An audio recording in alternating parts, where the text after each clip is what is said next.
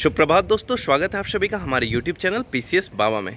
दोस्तों कल ऑफिशियल की आ गया है यूपी PCS का और आप सब लोगों ने मिला ही लिया होगा। तो आप देखो कि जैसा मैंने कहा था कि लगभग 8 से 9 डाउटफुल क्वेश्चन है, तो कुछ वैसा ही उभर के आ रहा है। तो अब बात करते हैं कि ये डाउटफुल क्वेश्चन का होगा। कुछ क्वेश्चन हैं जैसे कि था आपका हिंदुस्तान सोशलिस्ट वाला, वो तो हटेगा। फिर एक इंडेक्स वाला था, वो भी हटेगा। और एक और क्वेश्चन था हटेगा, मतलब 2 से 3 क्वेश्चन मान लो आप पूरी तरह डिलीट होगा। और कुछ क्वेश्चन थे जैसे इन्फ्लुएंजा वाला हो गया, डेजर्ट वाला हो गया, उसमें मल्टीपल आंसर करेक्ट थे।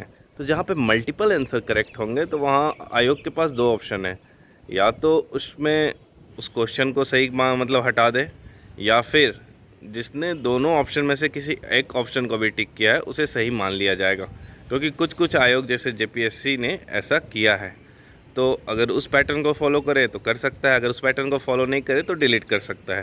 तो ओवरऑल ये है, आपको जो अपना आपत्ति पत्र है, जो स्टैंडर्ड आंसर है, और हमेशा कोई साइड बुक हो गया, कोई रेफरेंस बुक को मत देना। मतलब इधर उधर जो ऑथर होते हैं, हमेशा जब भी आप आंसर में अपना साक्ष्य डालो, अपना प्रूफ डालो, तो वो ऑलवेज़ या तो गवर्नमेंट वेबसाइट होना चाहिए, रिपोर्ट्स होना चाहिए इंटरनेशनल या नेशनल, या फिर आपका NCERT के जितने बुक है उनसे डालना। तो 23 तारीख तक आपको टाइम दिया गया है, वो आप डाल देना। और बहुत ज़्यादा मुझे नहीं लग रहा है इससे फ़र्क पड़ेगा। हाँ, उन लोगों को फ़र्क पड़ेगा, मान लो किसी का एकदम कट ऑफ के आसपास आ रहा, बॉर्डर पे है, और उसके बाद इसके चलते उनका नंबर बढ़ जाएगा। और उन लोगों को ही फ़र्क पड़ेगा, मान लो उन्होंने जो क्वेश्चन अभी आयोग हटाएंगे उसे सही किया था आयोग के अनुसार, तो उनके नंबर हो सकता है कम हो जाएंगे। तो कुछ लोगों को इससे बेनिफिट हो सकता है, कुछ लोगों को नुकसान भी हो जाता है, लेकिन बहुत फ़र्क नहीं पड़ेगा। फ़र्क बस उनके लिए पड़ेगा जिनका आंसर कुछ इस तरह का है और वे कट ऑफ के आसपास हैं। तो ये 3-4 ऑप्शन है आयोग के पास। 23 तारीख तक आप लोग जितने भी हो अपना आपत्ति पत्र दे देना। अब अगर बात करते हैं कि कट ऑफ कितना होगा, तो कट ऑफ बहुत ज़्यादा फ्लक्चुएट नहीं करेगा। कट ऑफ अभी भी उसी रेंज में होगा। जनरल की आप मानो तो वही 115-17, OBC का भी वही 116 के आसपास। अगर EWS का बात करो तो उसका जहाँ तक मुझे लग रहा है 112 से 115 के बीच में रहेगा।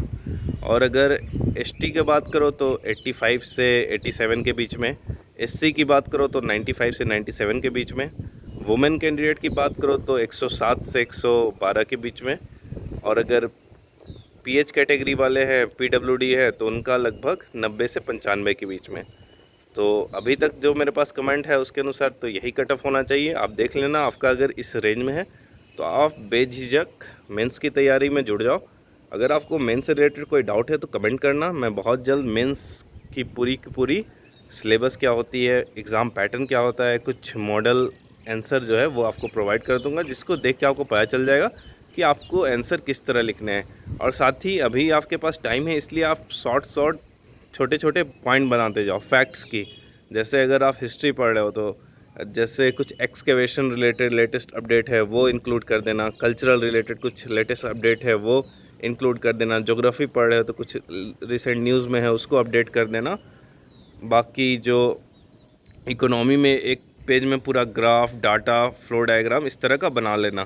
तो अभी ये जो टाइम है इसमें बहुत ज़्यादा कट ऑफ के ऊपर पॉन्डर करने की जगह उसके ऊपर सोचने से अच्छा होगा कि आप अभी अपने जो मेंस है उसके लिए जो फैक्ट है उसको तैयार करो और उसको रटना शुरू कर दो धीरे धीरे।